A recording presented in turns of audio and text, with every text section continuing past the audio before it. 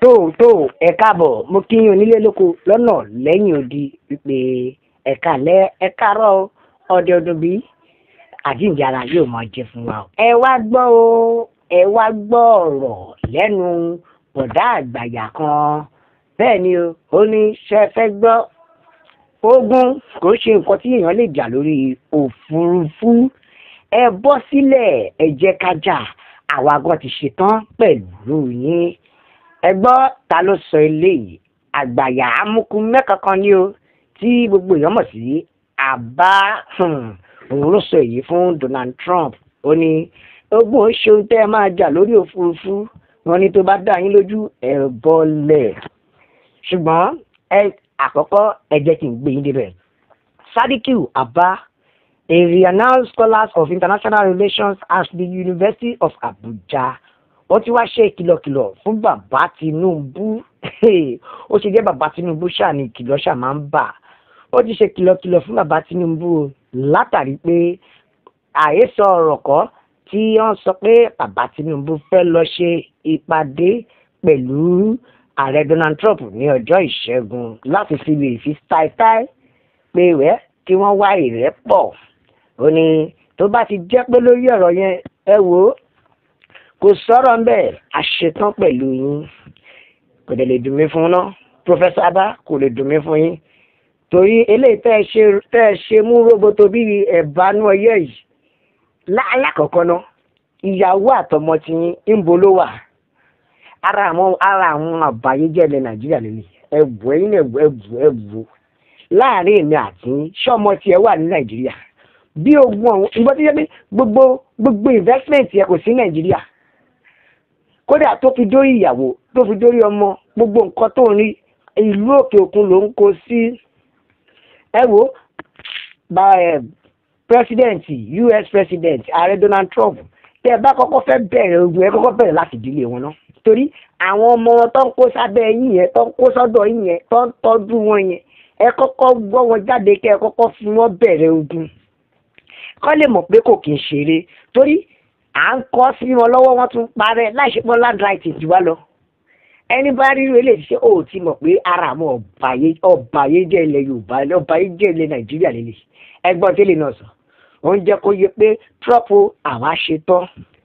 ibi tẹ́tí máa mọ̀ pé Fúlàní ni nìyẹn ẹ wo ọ̀rọ̀ ẹ yín náà wo statement yẹn ó ní war can't be fight or won from the air pé wọ́n yé jagun kọ́ borí ní orí òfurufú ẹ wá sísàlẹ̀ àṣetán pẹ̀lú yín ẹ̀yin náà rí kẹ́ ẹ lè mọ̀ pé ẹni tó sọ pé òun ṣetán pẹ̀lú wọn yìí wọ́n fẹ́ fi dá ogun lẹ̀ sí orílẹ̀-èdè Nàìjíríà tó gbin yẹn bá wà lọ tán àwa yìí náà látú máa forí ko ṣe ló máa gbọ̀dí pẹ́rẹ́ ló máa sá lọ bá fámìlì ẹ̀ ó máa gbọ̀dí pẹ́pẹ́ ni yóò sáré lọ bá fámìlì ẹ̀ àní inú ogun bí ìlú ṣe lè bí ìlú ṣe wọ́ọ̀sì táwọn Fúlàní ń pa wáyé àwọn tó ń jẹ nídìí ẹ̀ rè àwọn atókù máa po àmọ̀nà ọ̀run má lọ tó ń jẹ nídìí ẹ̀ rè ẹ wo ẹ jẹ́ kí n gbé yín débẹ̀ tán lójijì. Ó ní mo ṣe kìlọ̀kìlọ̀ fún bàbá Tinubu pé kó má dọ́bù kó má sọ pé òun fẹ́ lọ bá wọn sọ ìbáṣepọ̀ kọ̀ọ̀kan. Professor Abba ni ó ní kò tẹ́ wa lọ́rùn dissatisfaction ìpè ṣẹ́rí nǹkan tí wọ́n sọ yìí Pacify America ni ó ní kí orílẹ̀-èdè Nàìjíríà kó dúró ṣinṣin àṣetán àdúró ṣinṣin torí pé a ti dá dúró pé àṣetán láti kojú yín gbogbo èrò tí bàbá Tinubu rò wípé òun máa lọ bá wọn sọ́ńtù bínúbí bó fẹ́ pacify àwọn Amẹ́ríkà bó fẹ́ rò wọ́n bó fẹ́ bá wọn sọ díẹ̀ ní tùbínúbí òní kò ní ṣeé ṣe rárá o ìjọ tóun bá gbọ́ pé òun ó ṣe é tó bàbá Tinubu dánwò ẹ̀wò oníjọ́ kejì báyìí òun máa kó àwọn ọmọ ogun tòun ni àwọn máàṣì lọ sí ọ̀dọ̀ bàbá Tinubu ní Àbújá ẹ̀yin náà rí gbọ́ ó ní I am going to lead demonstration tomorrow ṣe ẹ jẹ́ ká yọ demonstration yẹn ká sọ pé I am going to lead àwọn agbésùnmọ̀mí tomorrow ibi tẹ́ ẹ máa ti mọ̀ pé ó pẹ̀lú wọn ni ẹ̀yin náà máa wọ̀rọ̀ ẹ̀ ọ̀rọ̀ ẹ̀ tó fura sí ta ni ẹ professor lásán tó sọ pé ó máa lead àwọn èèyàn ṣé àwọn student ló fẹ́ lead lọ ni tí kì bá ń ṣe àwọn agbésùnmọ̀mí at least professor university ni o ló tún dún mọ̀rú mọ́ ààrẹ Tinubu ibi tẹ́ ẹ máa ti bọ̀ pé ṣẹ́rí àwọn wèrè Fúlàní yìí ẹ wo mi ìkọ̀lẹ̀ sọ pé kà á dà fún yìí torí bí ìbá ṣe bẹ́ẹ̀ ni à ń jèkúrú kó tán àwọn wèrè tún gbọ́ ohun ẹ̀ sábò ókè kí ló mú ẹ tó sọ fún àwọn èèyàn tiẹ̀ tẹ́lẹ̀ pé kó ṣíwọ́ ogun jíjà kó yé máa pa àwọn kìrìsìtẹ́nì mọ́ ó ṣe jẹ́ pé ìgbà tí Donald Trump wá sọ̀rọ̀ ló ṣẹ̀ṣẹ̀ wá mọ̀ ẹ wọ ẹja kàtẹ́jì àwọn èèyàn ẹja gbọ́n táwọn èèyàn sọ bẹ́ẹ̀ nìkan ní ọ̀gá pòfẹ́sọ̀ ọ̀rọ̀ ti pọ̀ jù wọ́n ní mo láìkí gbogbo agbára tẹ́ lò àti ipò tẹ́ lò àtẹnu tẹ́ ní ṣùgbọ́n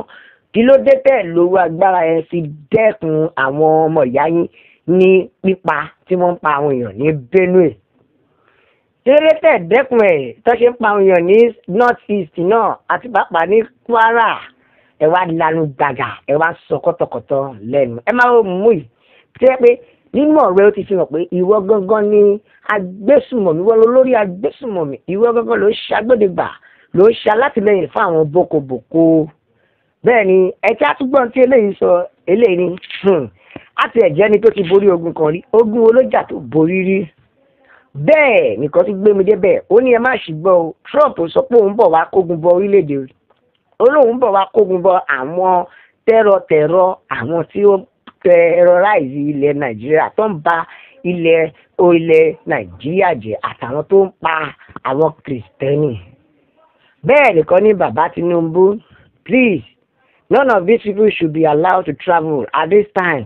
for any reason nítorí ara àwọn olórí tó ń da ilẹ̀ Nàìjíríà mú lélẹ̀ tó ń da ilẹ̀ Nàìjíríà láàmú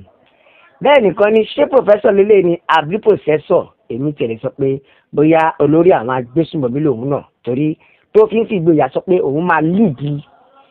àwọn èèyàn dájúdájú àwọn tẹ́rọ̀tẹ́rọ̀ ló fẹ́ líìdì àwọn tẹ́rọ̀tẹ́rọ̀ ni bẹ́ẹ̀ nìkan ni you have a problem for more than a decade you can't solve it now ẹ wá rí èèyàn tó fẹ́ ràn yín lọ́wọ́ ẹ tún wá ń lanu gbàgà tó jẹ́ kó tẹnu yín bọ́ òótọ́ ni o mú people now we all know all of you gbogbo ẹ̀yin tẹ́ ń ṣe alátìlẹyìn fún àwọn bokoboko àti mọ̀ yín o àṣírí yín ti ń tú nítorí pẹ̀lú nǹkan tẹ́ ẹ sọ yìí ó ti fi hàn pé ẹ ti ṣetán àti dá ìjàlẹ̀ lórílẹ̀‐èdè Nàìjíríà bẹ́ẹ̀ nìkan ní ẹ wá wo tó bá ya ìkan nínú yín máa sá lọ one of the people that will run away to Niger or other Muslim states when the war starts ẹgbọ́n ṣó parọ́ ni wọ́n parọ́ tógun bá dé sí ẹ máa rí wọn tó máa jápa pé wọ́n ti lọ wọ́n á dẹ̀ máa fi dán ẹnu orí burúkú fi dá ìjàlẹ̀ ẹ wo ààrẹ Donald Trump ẹ bẹ̀rẹ̀ ìjà látòrí àwọn irú àwọn ilé torí wọn ò yẹ kó máa wà láàrin àwùjọ àwọn onídìí jù báyìí lọ láti sọ pé God bless orílẹ̀-èdè wa yìí kọ́ ló gba orílẹ̀-èdè wa lálẹ́ o ó dààmú.